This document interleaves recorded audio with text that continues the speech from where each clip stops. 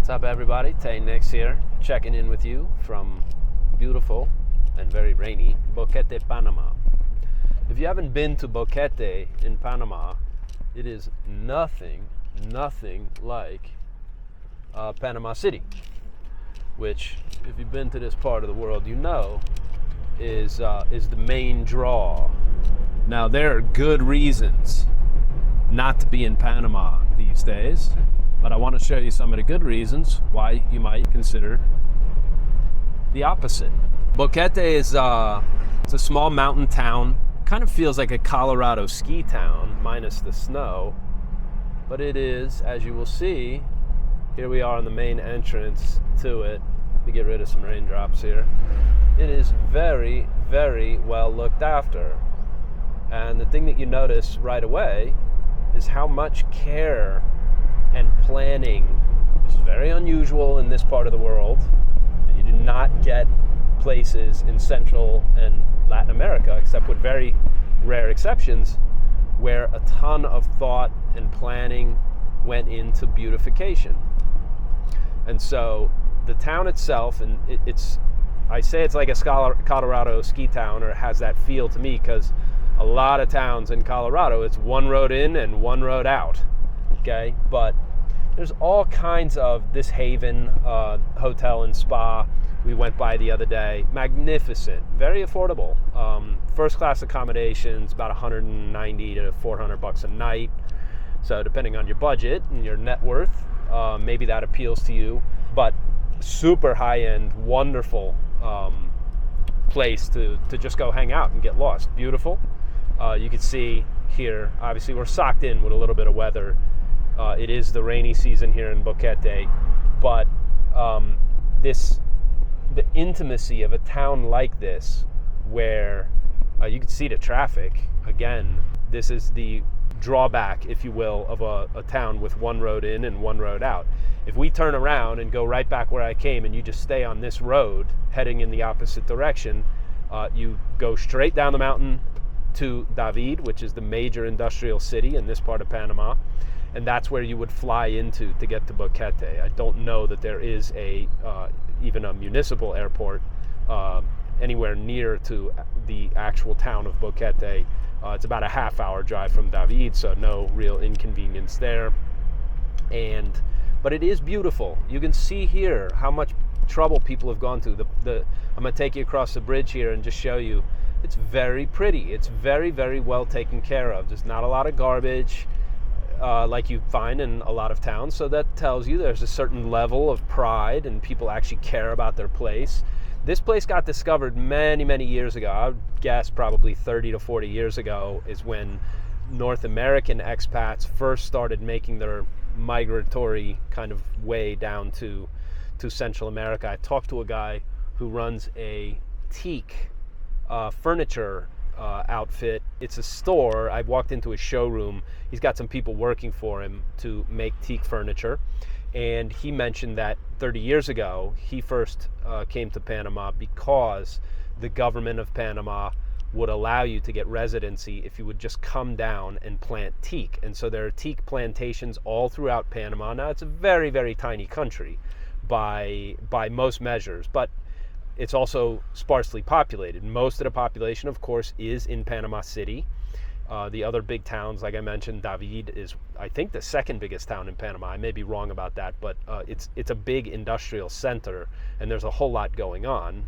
Considering all the trade that passes through Panama, it makes sense that there is some manufacturing. There is plenty of stuff going on, not just teak plantations. And obviously the big financial center that is Panama City. If you think offshore structures like where to bank, how to invest in foreign real estate, and where to set up your foreign trust are difficult or complicated, they're not.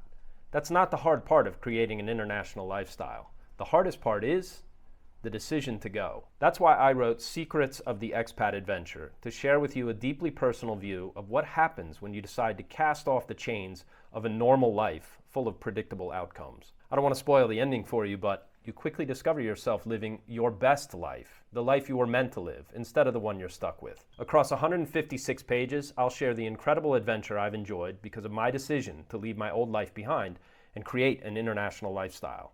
I lay out for you the consequences of remaining in a life or location where everything is familiar, contrasting that with the almost magical growth and gain that is possible once you decide to take the path of adventure. There's something deeply mysterious about choosing an adventurous life. Once you commit, helpers appear, and events seem to unfold in an almost magically choreographed manner. You find yourself learning, living, and loving your life in a way that you thought you'd lost forever. There is no financial gain that compares with the recovery of the best parts of yourself. Fortunately, the decision to internationalize is also a great way to get wealthy. I give you real examples of how much easier it was for me to find and profit from the real estate and other investment opportunities I came across simply by choosing to play on the very uneven playing field of developing markets. If you're worried about what's happening in your home country and you're on the fence about whether or not you should create your own plan B, Secrets of the Expat Adventure will give you clarity and inspiration to choose your own path of freedom and adventure. I promise you'll never look at your life the same way again once you discover what an international lifestyle can do for you, your family, and your wealth. To get your copy, click the link below this video. So, Boquete rather is a really cute little getaway high in the mountains. We're probably between, I'm guessing between 4,000 and 6,000 feet. I have to check the altitude here in Boquete. It feels like we're at about that level, and it is a nice, very welcome escape from the heat and humidity in Puerto Rico at this time of year, which is precisely why I'm not on the island of Puerto Rico during the months of June, July, August, if I can possibly avoid it. And so Boquete is, you can see here, like this is Main Street, the bank. Here's the Parque Central. More flowers, very well manicured, no garbage. This is the municipalidad, or the alcaldía, the mayor's, right? This is like City Hall, if you will. There's a market, right, for the locals. This is where the locals shop. And then if you head across this bridge, you very quickly get to see a very lovely little scenery. And then we're going to take a little drive up in the mountains and I'll continue my narration. But I also want to walk past and show you what the real estate deals look like. Now, again, this place was discovered quite some time ago. Big river running through town. It's very pretty. It's very pleasant. And this area here is just stunning with flowers absolutely everywhere. Not sure how much of the camera is getting that, but beautiful. Really lovely. Obviously still, it's still a Central American town that's developing. And the discovery of Boquete happened many decades ago. And I think there's been a gradual, a sort of continued growth in the expat population of Boquete from the time that it was discovered, because it is very pleasant. I know friends and really, really well-traveled, world-traveled, very seriously educated and successful people have spent a good deal of time here. So that speaks well of it. It's very quiet, very safe.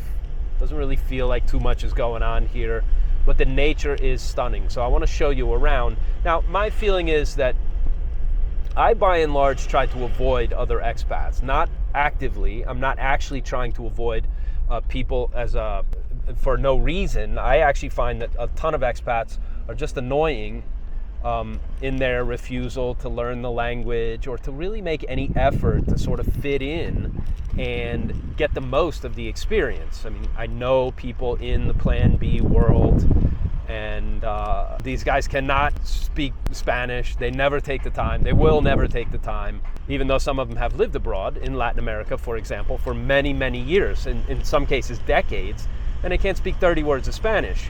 So I avoid expats on the grounds that I find most of them really tedious. I'm on the side of the locals when it comes to people who are obtuse, who live in a different culture, who refuse, who sort of stand out almost out of insecurity, right?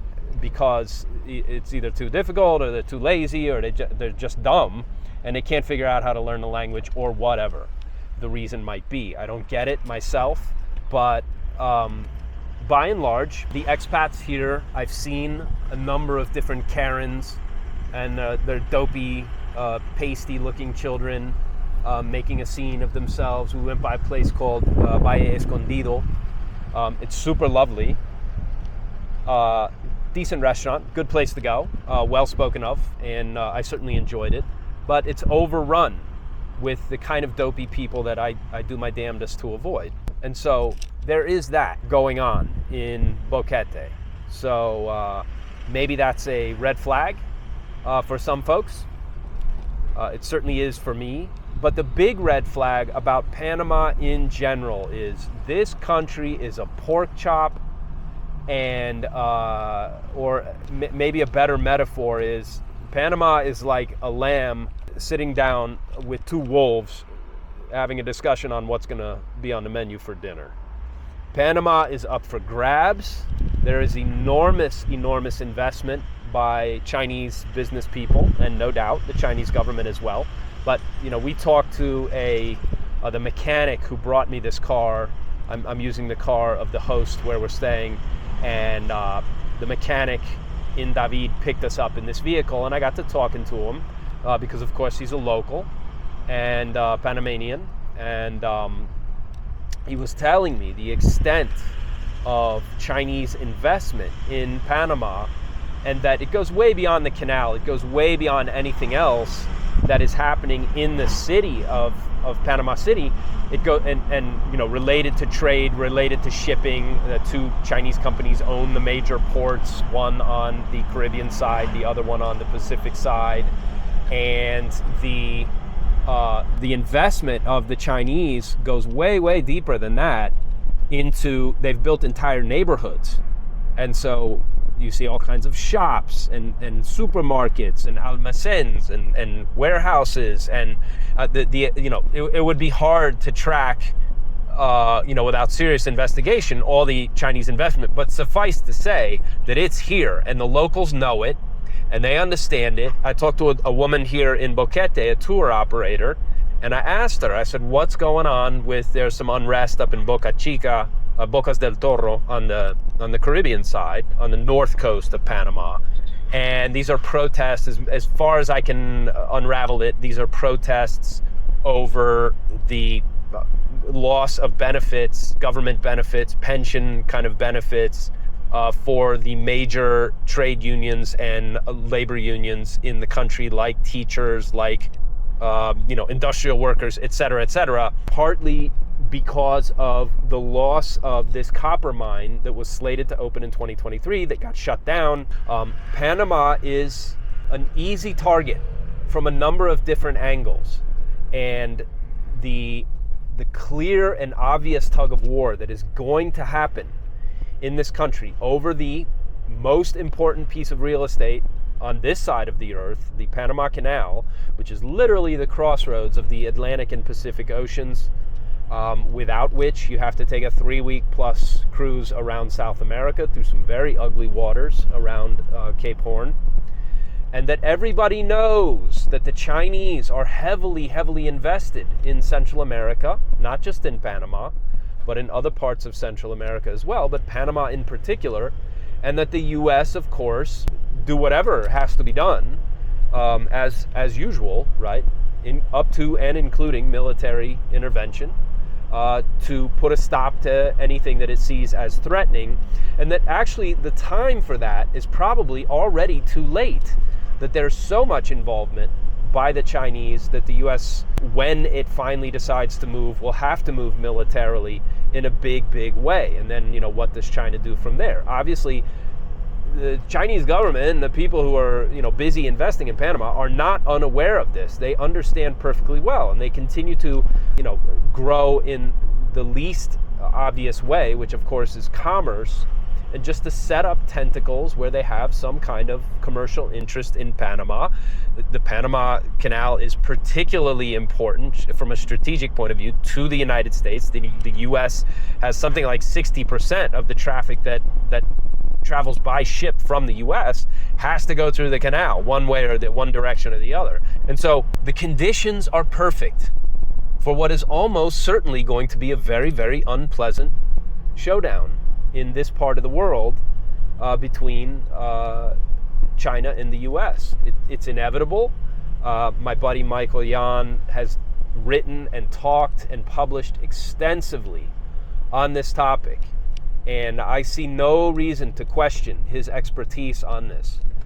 I imagine that indeed there's going to be a reckoning, and being asleep at the wheel, I'm not in favor of nations going at each other. I'm not in favor of fighting over Panama. I'm not a nationalist who wants to see the U.S. Attack China in Panama. But it's coming, and the reason that it's coming, and the reason that that it's going to happen, is there will be no other way to put a stop to the U.S.'s loss of global power, and this is the key piece to global power in this part of the world.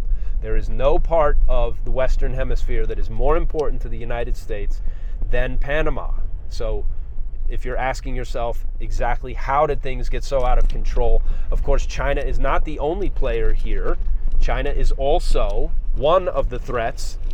Michael Yan has written about the role of the World Economic Forum and the United Nations. The United Nations has a headquarters inside the Panama Canal zone, and that headquarters is exclusively and only exists in order to further the trail of migrants, let's call them invaders because that's actually what they are, to head north to infiltrate and overwhelm the resources of the U.S. The Chinese and the United Nations, with full knowledge of what is happening, are also building bridges across the rivers in the Darien Gap. The Darien Gap is at the opposite end of Panama to where we are now. Panama actually runs east-west, even though people imagine it running north-south, since it's the connector between North and South America, Central and South America.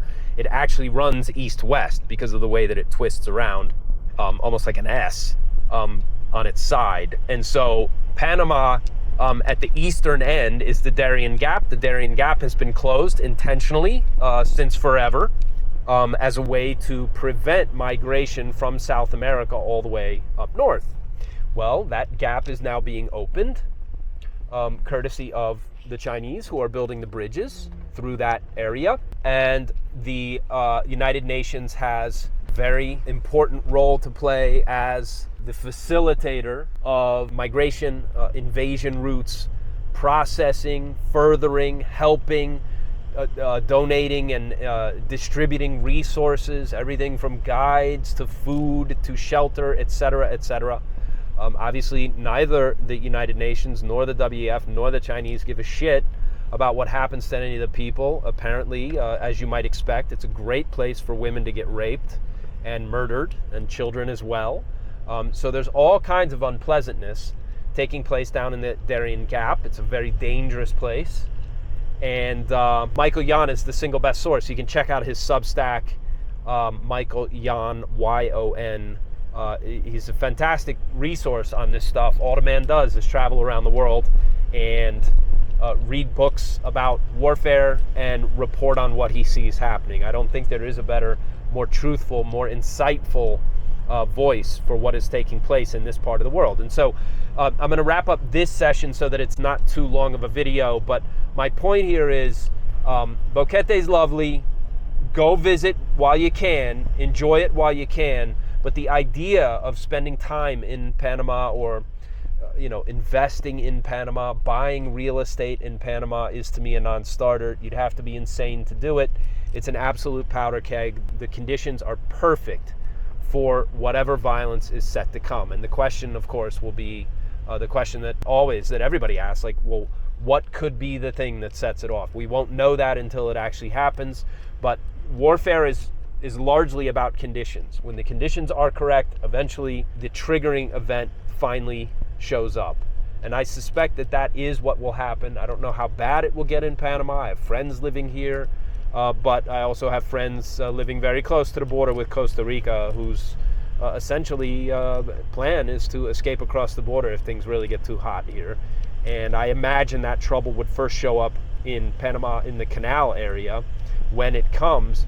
But the thing that makes Panama so vulnerable to any kind of unrest is that, just like I mentioned the copper mine that was shut down in 2023, is all you need to do to shut down activity in Panama is basically block one highway. There is one major highway, the Pan American Highway, the highway that runs all the way from North America all the way down to the Darien Gap. The Pan American Highway can be shut down. A few thousand protesters are more than enough to make life miserable in Panama, and they know it, and that is exactly what they have done in the past. And I expect that any unrest that comes will involve just shutting down any kind of travel through Panama. And so that's a very dangerous kind of situation to put yourself in. I share this kind of information with my buddy. He has a family and young children here, and I keep sort of kidding, not kidding, telling him that not to get too comfortable in this part of the world, because I suspect he's going to have to beat feet at some point when things become too unpleasant. Okay, that's enough out of me for this video. I'll be back with a part 2. I'm going to continue my drive through absolutely beautiful countryside here. Look at this. Wow. If you're interested in, if you like the channel, please give us a subscribe. And if you're interested in this topic, first of all, if you have anything to say about it, tell me what you think. Do I have it right? Am I wrong? Here's a nice waterfall. Very muddy. The water's very muddy right now. It's a whole lot of rain coming down, so that's not surprising. But tell me what I got wrong, or tell me your opinion. If you want more information on this, if you're interested in how you can start to move yourself in a direction of having some kind of international lifestyle where you protect your wealth and your physical safety by giving yourself and your family certain options outside your home country, now would be a good time to get busy doing that and to educate yourself. I've put that together for you. It's in a link below this video. It's called my Bulletproof Plan B. Don't be fooled into thinking that you have to spend $50,000 with some Plan B bro to create a kind of international structure that protects you. The reason you want an international lifestyle right now is because your government is your biggest risk factor. The biggest threat that you face right now are the clowns in Washington, if you live in the US, in Ottawa, if you're Canadian. They think nothing of your rights, obviously, right? If you can't figure that out by now, probably you can stop watching this video and go watch another channel. Go back to what you were doing. They think absolutely nothing of taking your wealth, which will happen. Capital controls are already quietly being implemented in various countries around the world. I expect that to continue. And so you have to look at times in history where the wheels really came off of civilization and it became a real scrap, a real free-for-all. How will you react? How will you be set up? Giving yourself some kind of legal protection and the simple protection that distance provides. If your home government can't get to your assets, well, then you have a barrier that protects you.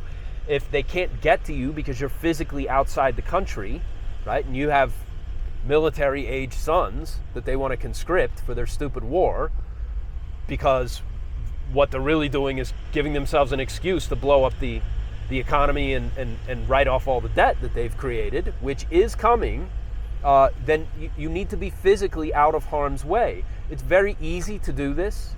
It is not difficult. Yes, there are some things that you better know so you don't get it wrong, but by and large, you can figure out a lot of this stuff on your own. And if you'd like to speak to me personally, I put a link below this video to give you access to a free 15-minute, no obligation phone call. I'm happy to hear from you. I'm happy to talk to you about your situation. And if you decide you want to take further steps, I have an entire team that works with me that can help you. White glove kind of legal service, the best, highest level of international diversification that you can get from a US-based law firm that will take care of absolutely anything that you could possibly want. Even if you're, 10-figure kind of business owner with hundreds of millions of dollars to protect, these folks can handle it. They've dealt with clients like that, and I trust them, and they're well worth the time and effort and expense if you need to consult with somebody and go down that route. So that's enough out of me. Thanks for watching, and remember, of all the ways to avoid trouble, the best one is just get out of town. Thanks for watching. I'll be back with more great stuff.